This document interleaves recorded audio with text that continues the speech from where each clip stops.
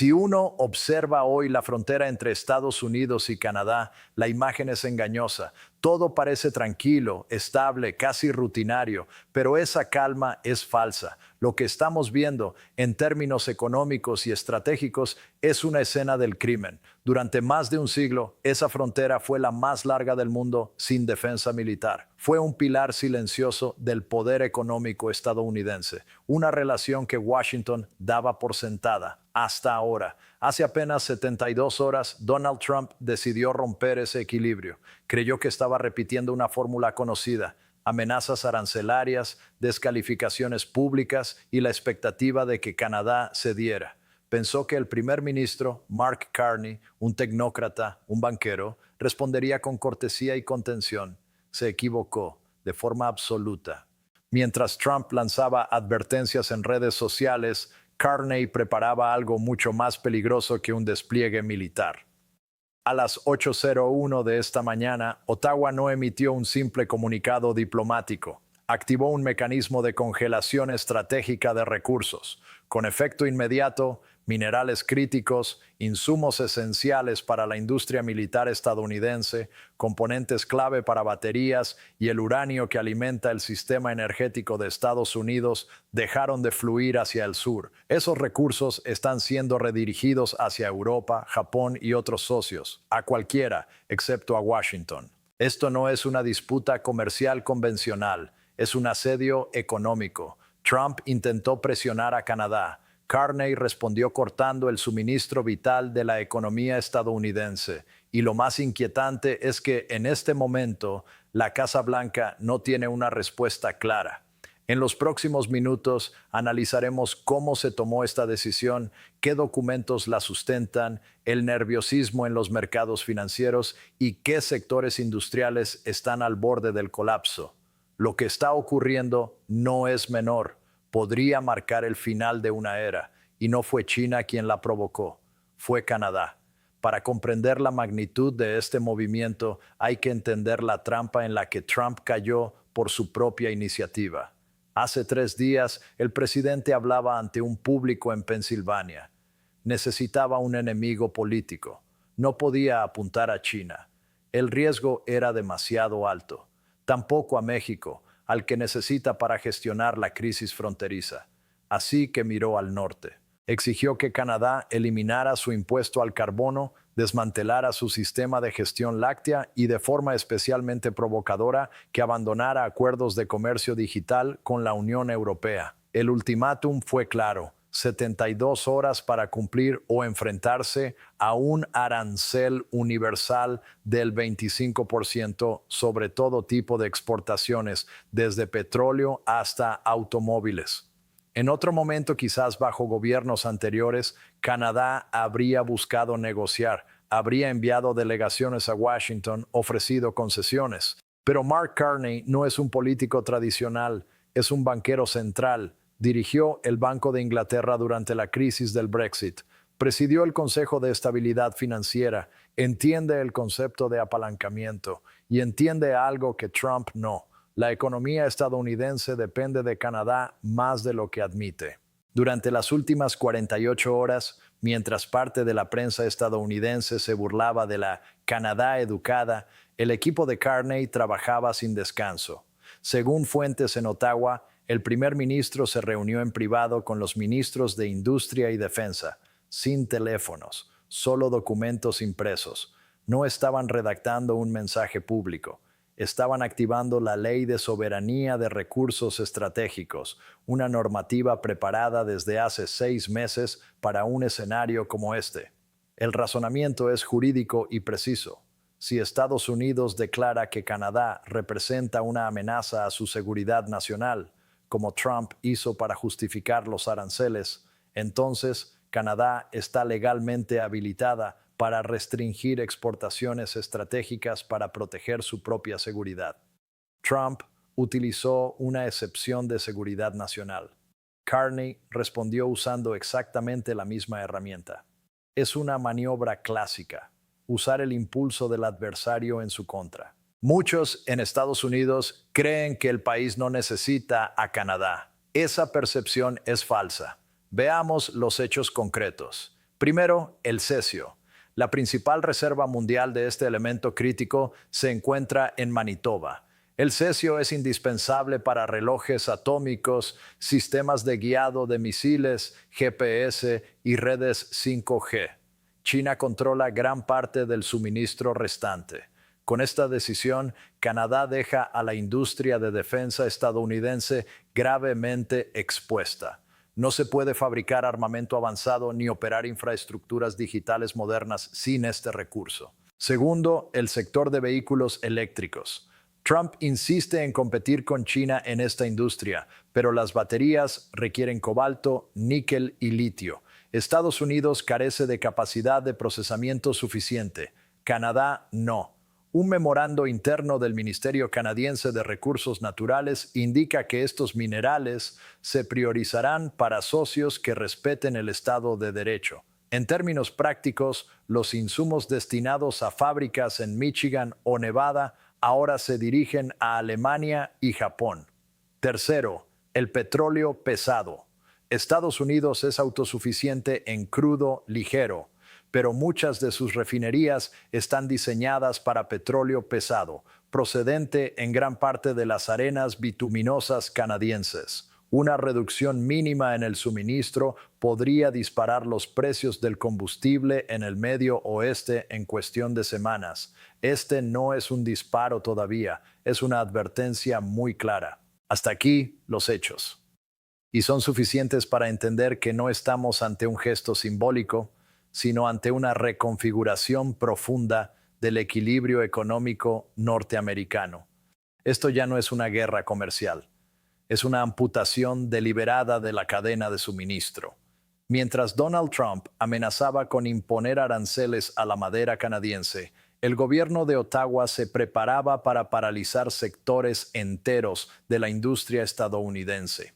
Lo que se describe hoy desde Washington es una escena de desorden absoluto. Cuando la decisión canadiense se hizo pública a las 8:01 de la mañana, el presidente reaccionó con furia. Según diversas fuentes, llamó de inmediato a su representante comercial o a quien actualmente ocupa ese cargo, exigiendo explicaciones. ¿Cómo había sido posible permitir que Canadá llegara tan lejos? El problema es estructural. Trump desmanteló el aparato técnico que comprendía en profundidad la relación bilateral con Canadá. Los diplomáticos con vínculos directos en Ottawa fueron apartados. Los especialistas en recursos estratégicos perdieron financiación. Los expertos que entendían la dependencia estadounidense del cesio, del cobalto o del aluminio simplemente ya no están. En su lugar, el presidente se rodeó de asesores que le aseguraron que Canadá era débil, que era poco más que una extensión menor de Estados Unidos, que Mark Carney sería un interlocutor complaciente. Fue un error de cálculo. Carney no está librando una batalla política, está operando como un gestor de mercados, y eso ha dejado a la Casa Blanca sin margen de maniobra. En estos momentos, los teléfonos del ala oeste no dejan de sonar. Directivos de grandes corporaciones estadounidenses, Ford, General Electric, Raytheon, están presionando con urgencia. Ya no hablan de aranceles futuros, sino de inventarios reales, de piezas que no llegan, de contratos que corren el riesgo de incumplirse. Imaginen a un ejecutivo del sector defensa con un contrato multimillonario para fabricar aeronaves militares que recibe una llamada desde Quebec informándole de que el aluminio no será enviado por orden del gobierno. La respuesta desde Washington, según estas mismas fuentes, ha sido el silencio o la improvisación. Esta es la realidad inmediata. Trump carece de palancas eficaces. La opción militar es inviable. Más aranceles no alteran el cálculo canadiense. Ya están asumidos. Los ataques personales no surten efecto. Carney no responde a ese tipo de presión. Por primera vez desde que llegó al poder, Trump se enfrenta a un adversario al que no puede intimidar ni desbordar retóricamente. La pregunta clave es ¿por qué ahora? ¿Por qué Mark Carney ha decidido actuar en este momento preciso? La respuesta está en lo que algunos analistas ya llaman la doctrina Carney. Su visión del mundo es clara. El sistema internacional se está dividiendo en dos bloques. Por un lado, democracias estables con respeto al Estado de Derecho. Por otro, actores que operan desde la coerción, la imprevisibilidad y la fuerza. En esta lectura, la actual administración estadounidense ha cruzado esa línea. Ante ese diagnóstico, Carney hace lo que haría cualquier banquero central prudente: diversificar riesgos. Canadá está reduciendo su dependencia estructural de Estados Unidos y enviando un mensaje explícito al resto del mundo. El país se presenta como una potencia de recursos estratégicos fiable, dispuesta a comerciar con socios que respeten normas claras y previsibles. Es una apuesta de alto riesgo. Si falla, la economía canadiense sufrirá de forma severa, pero si acierta, Canadá se posicionará como un actor global autónomo, menos vulnerable a presiones externas y con mayor influencia geoeconómica. Las reacciones internacionales no se hicieron esperar. En menos de una hora, la Unión Europea expresó su respaldo al derecho de Canadá a gestionar soberanamente sus recursos estratégicos. El primer ministro británico tiene previsto viajar a Ottawa. Japón anunció un nuevo acuerdo de cooperación en minerales críticos. El mensaje es inequívoco. Existe una demanda global por alternativas a la volatilidad estadounidense. Lo que estamos presenciando es el cansancio acumulado de muchos aliados frente a la política de confrontación de Trump. Canadá ha sido el primero en decir basta, y al hacerlo, Carney se ha convertido no en un líder ideológico, sino en un referente económico de resistencia. Ahora bien, ¿qué significa todo esto para la población? Para quien observa desde Ohio, Texas o Alberta, puede parecer un conflicto distante, limitado a despachos gubernamentales. No lo es. Si esta crisis no se desactiva en el plazo de una semana, las consecuencias serán tangibles. En el corto plazo, los mercados financieros reaccionan al miedo. Ya se observa corrección bursátil. Los fondos de pensiones y los planes de jubilación sufren porque la incertidumbre destruye valor. En una segunda fase, entre 2 y 4 semanas, llega el cuello de botella industrial. Las fábricas estadounidenses que dependen del suministro canadiense empiezan a quedarse sin componentes. Aparecen los paros temporales. Sectores como el automotriz, el aeroespacial y el tecnológico entran en zona de riesgo laboral. Más adelante, entre el primer y segundo mes, emerge el impacto inflacionario. Menor oferta implica precios más altos. La madera para la construcción se encarece. El combustible sube. Los alimentos también. Canadá es un proveedor clave de fertilizantes, en particular potasa. Si ese flujo se reduce, los costos agrícolas aumentan y terminan reflejándose en el precio de los alimentos. Trump prometió combatir la inflación provocando este enfrentamiento. En realidad, la ha acelerado. Existe además una paradoja estratégica. En nombre de la protección económica nacional, Estados Unidos está cediendo cuota de mercado a Europa y a China. Si las empresas estadounidenses no pueden obtener baterías o minerales de Canadá, recurrirán a proveedores chinos. La política destinada a contener a Pekín termina reforzándolo. Y todavía hay un elemento más, raramente abordado en el debate público: el Ártico. Canadá controla el paso del noroeste, una ruta marítima cuya importancia crece a medida que el hielo retrocede. Durante décadas, Estados Unidos y Canadá coordinaron la defensa del norte a través de estructuras conjuntas como NORAD. Si esa cooperación se rompe, si Ottawa decide afirmar plenamente su soberanía e invita a socios europeos o incluso asiáticos a utilizar esa vía, Washington pierde influencia sobre su frontera septentrional. Fuentes diplomáticas indican que Carney mantiene conversaciones con líderes nórdicos para crear un Consejo Ártico de Democracias. Estados Unidos no figura entre los invitados. La atención obsesiva de Donald Trump sobre la frontera sur ha tenido un efecto colateral evidente. El norte quedó fuera de su campo de visión. Ese descuido puede resultar costoso. Estados Unidos corre ahora el riesgo real de quedar marginado del próximo gran espacio estratégico del siglo XXI. Lo que está en juego es el concepto mismo de la fortaleza norteamericana. Durante décadas, Canadá y Estados Unidos compartieron inteligencia, defensa y una visión común del continente. Si Ottawa decide interrumpir esa cooperación, si deja de coordinar políticas de seguridad, defensa y estrategia exterior con Washington, Estados Unidos se encontrará por primera vez en generaciones estratégicamente aislado en su propio hemisferio. ¿Cómo puede terminar esta crisis? En este momento, el panorama es incierto. Estamos en una fase que los analistas describen como niebla de guerra económica. Aún así, se pueden identificar tres escenarios plausibles en el corto plazo. El primer escenario es el repliegue táctico. Trump reconoce, aunque sea implícitamente, que no puede ganar esta confrontación. Presenta públicamente un nuevo acuerdo extraordinario con Canadá, retira la amenaza arancelaria y proclama una victoria simbólica. Canadá, por su parte, reanuda discretamente el flujo de recursos, aunque mantiene sus acuerdos alternativos con Europa y Asia como mecanismo de protección futura. La probabilidad de este escenario es limitada, en torno al 20%. Trump evita a toda costa cualquier percepción de debilidad. El segundo escenario es la escalada. Trump redobla la apuesta, impone aranceles totales, endurece los controles fronterizos y eleva el tono político.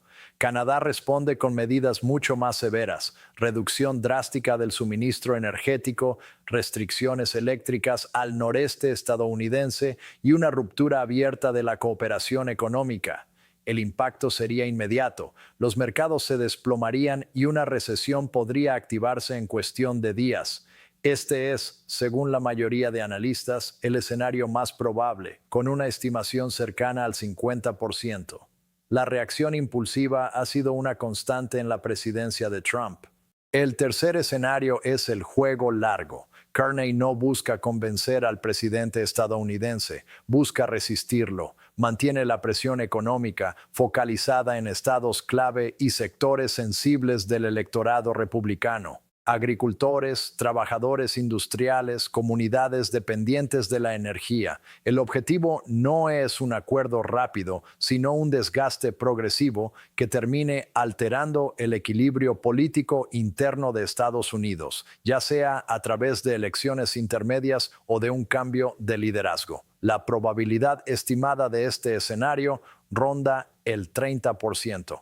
Independientemente del desenlace, hay una consecuencia irreversible. La confianza se ha roto. Canadá ha aprendido que ya no puede depender de la previsibilidad estadounidense y Estados Unidos está empezando a comprender que su economía no es autosuficiente, que necesita a sus socios más cercanos para funcionar con normalidad. Los grandes puntos de inflexión históricos suelen asociarse a conflictos armados, a imágenes de destrucción o a momentos dramáticos. Sin embargo, algunos de los cambios más profundos se producen en silencio, cuando una decisión técnica tomada en una sala cerrada altera el equilibrio de poder.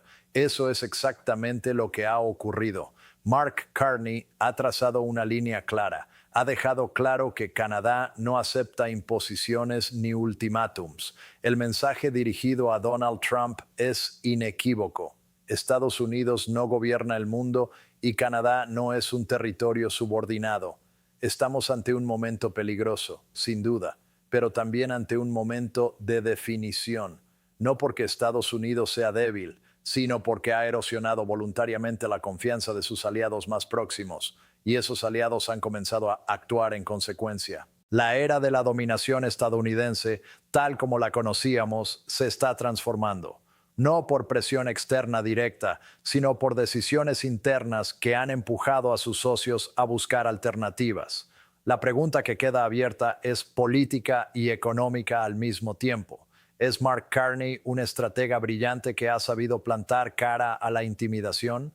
¿O está asumiendo un riesgo excesivo con el futuro económico de su país? Y para la audiencia estadounidense, la cuestión es aún más directa. ¿Están dispuestos a asumir un encarecimiento significativo del coste de vida para sostener una confrontación política personal? El debate está abierto y lo que ocurra cuando los mercados abran el lunes no será un detalle técnico, será una señal clara de hacia dónde se dirige el equilibrio de poder económico global.